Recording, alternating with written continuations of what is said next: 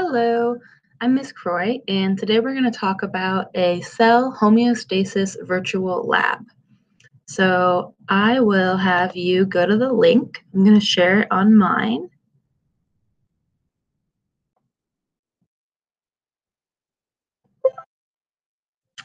And after you get to the link, it should look like this. And then we can push start.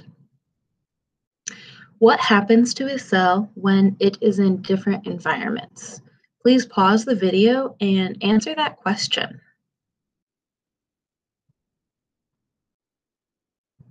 Now we're going to do a virtual lab to try to answer the question.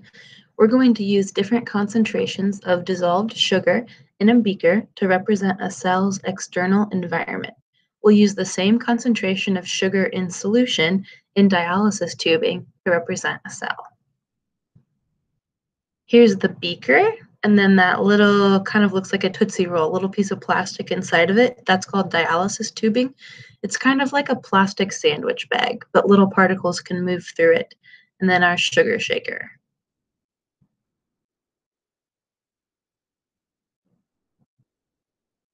Place beaker A on the lab table and fill it with 1,000 milliliters of water from the graduated cylinder.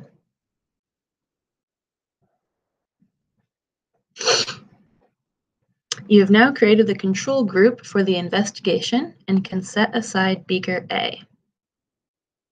Now it's time to create the experimental group. Place beaker B on the lab table and fill it with 1,000 milliliters of water from the graduated cylinder. And set beaker B aside. We didn't put any sugar in that one, so 0% sugar. Place beaker C on the lab table and fill it with 1,000 milliliters of water from the graduated cylinder.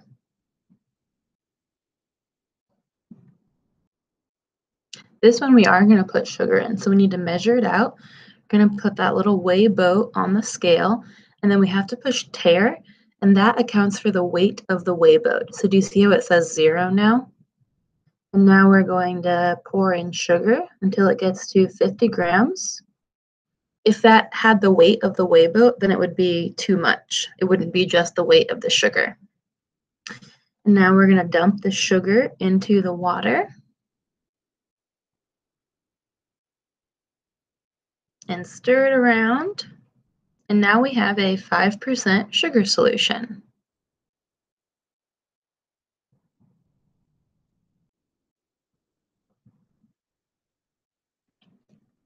We're going to do the same thing with D. Add 1,000 mils of water.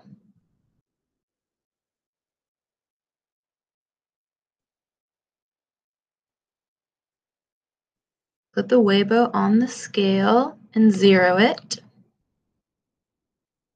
This time we're doing 100 grams of sugar, so a different amount of sugar than before.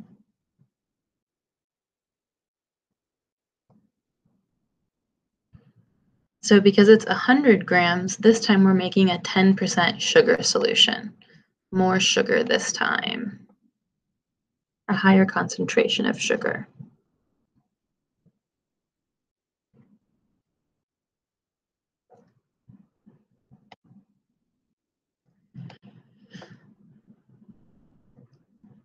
All right, we got to do 1,000 milliliters of water into beaker E.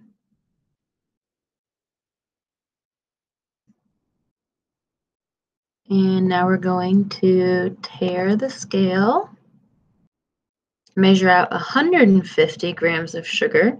So this one has even more sugar.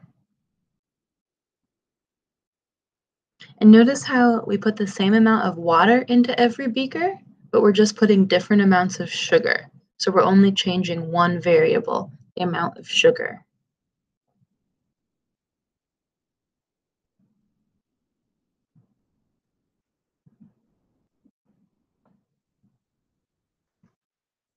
Okay, pause the video and please sketch the beakers. Make sure that you write down like A is control, B is 0%, C is 5%. And I would also like you to diagram the sugar molecules. So for example, like B has no sugar, so you wouldn't draw any sugar inside of it. But since C is 5% sugar, you could draw like 5 circles. D is 10% sugar, you could draw 10 circles. E is 15% sugar, so you can draw 15 circles. That will help us figure stuff out later. And this is my sketch of it, just to give you an example. This helps me visualize the concentration of sugar in each beaker. All right. Pre-filled dialysis tubes below represent cells. So this little bag right here is called a dialysis tube. It's like a plastic sandwich bag, and we're pretending that this is a cell. And it says one has been filled with water, and the rest have been filled with 50 to 100 milliliters of a 10% sugar solution.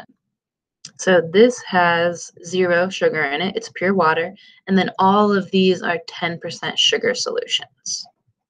We're pretending that each one of these is a cell, and we're going to put it in the different environment in the beakers to see what happens. You will need to mass each one and record the data. In your notebook, label your chart for the dialysis tubes according to their labels. But go ahead and take a second and pause the video and write a data table for yourself that you can fill out after we do this part.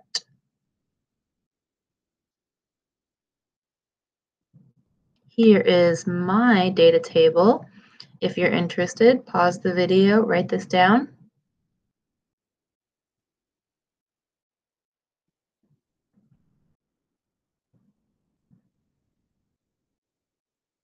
Mass dialysis tube A and record the data. So dialysis tube A weighs 17.59 grams. Write that down. Oops. Oh, place dialysis tube A inside beaker A. Mass dialysis tube B, 8.75 grams. You go into beaker B. Dialysis tube C, 11.24 grams, going into beaker C.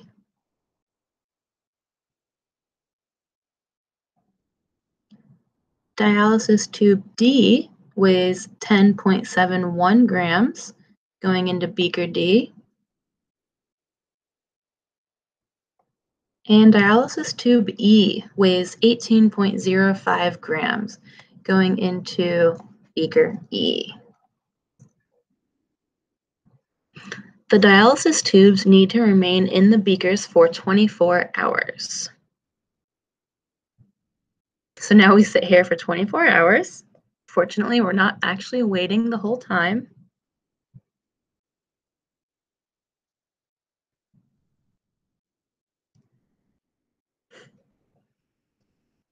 Yay! So now it's tomorrow, and we are going to weigh the dialysis tubes again to see what happened. So here comes dialysis tube A, and now it weighs 17.66 grams. Don't forget to write that down in your data table.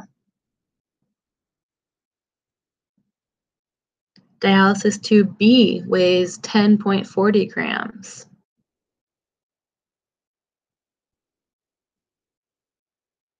Dialysis tube C weighs 12.10 grams. Dialysis tube D weighs 10.57 grams. And dialysis tube E weighs 15.60 grams.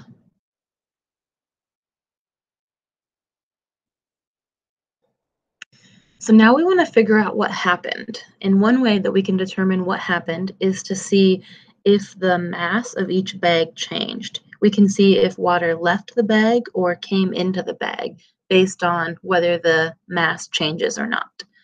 So in order to find the difference, you can subtract the values, the final mass minus the initial mass. Go ahead and pause the video and do that.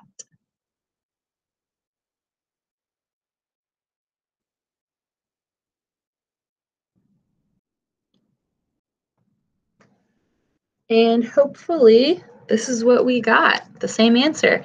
Email me if I subtracted wrong and you got a different answer.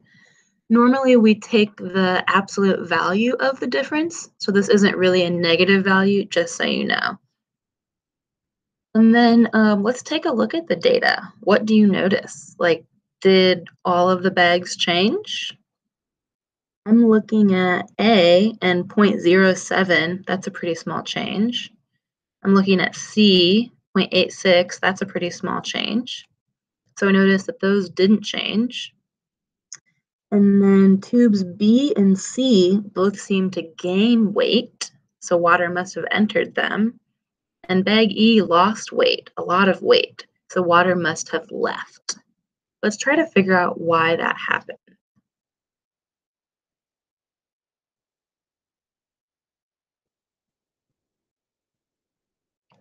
Which dialysis tubes had little or no change in mass after the 24-hour period? We already took a look and we said that was A and D. Don't forget to write that answer down. Why was pure water used as the control group? The control group provides a standard for comparison for the experimental group. We knew that nothing should change with our control group, group A. So if something had changed, we'd know that we had contaminated data. We need to redo something again.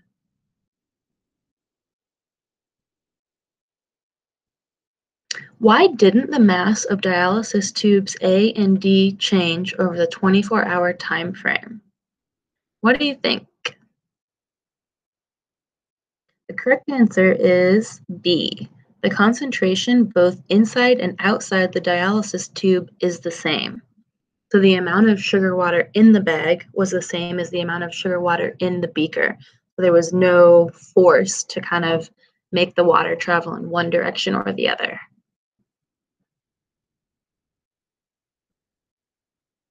Which statement below best describes how a cell responds to its external environment? The difference in concentration in a cell's external environment has no effect. We know that's not true because it changed. If the concentration of solids in the cell's external environment is greater than its internal environment, water passes out. Is that what happened? When there was more sugar water outside of the tube in the beaker, did water leave? And this one says if the concentration of solids in the cell's external environment is less, then water passes out. So the correct answer is B. When there's a greater concentration outside of the environment, it causes water to leave the cell. And finally, I'm asking you to return to the sketches that we made at the beginning of class and try to kind of explain what's happening. So here I have the beakers, but now I've added the dialysis tubing and I've added like the amount of sugar in each dialysis bag, like 10% sugar. So this will help you visualize what I was saying. So we can see like E right here, the beaker has 15 and the dialysis tube only has 10. So there's more sugar outside that would cause the water to leave the dialysis tube. I want you to go through and I want you to draw an arrow to show which direction the water will flow. The water will always flow to where there's a higher concentration. The water kind of needs to dilute it. In the case of A and D, the concentration was exactly the same inside the tube and inside the beaker. So water just flowed freely back and forth. It didn't tend to go more out or more in. And finally, let's label our solutions as hypotonic, hypertonic, or isotonic. So for example, here's my control group. The beaker has the same amount of sugar as the dialysis tubing. We can say this as the beaker is isotonic compared to the dialysis tubing. The dialysis tubing has the same amount of sugar as the beaker. The dialysis tubing is isotonic compared to the beaker. So it's two ways of saying the same thing based on your reference point. Because there's the same concentration of sugar inside the beaker and the dialysis tubing, water will flow into and out of the tubing without any net change. The mass of the dialysis tubing will stay the same, or change by a few grams. That's basically not changing. In B, the beaker has less sugar than the dialysis tubing. The beaker is hypotonic compared to the dialysis tubing. The same thing said another way, the dialysis tubing has more sugar than the beaker. The dialysis tubing is hypertonic compared to the beaker. Because there's a higher concentration of sugar inside the dialysis tubing, water will flow into the dialysis tubing, and that caused the mass to increase. The beaker has less sugar than the dialysis tubing. The beaker is hypotonic compared to the dialysis tubing. The dialysis tubing has more sugar than the beaker. The dialysis tubing is hypertonic compared to the beaker, just like before. Because there's a higher concentration of sugar inside the dialysis tubing, water will flow into the tubing, which causes the mass to increase. That's why we saw B and C increase. D, this is just like A, where the concentration is the same.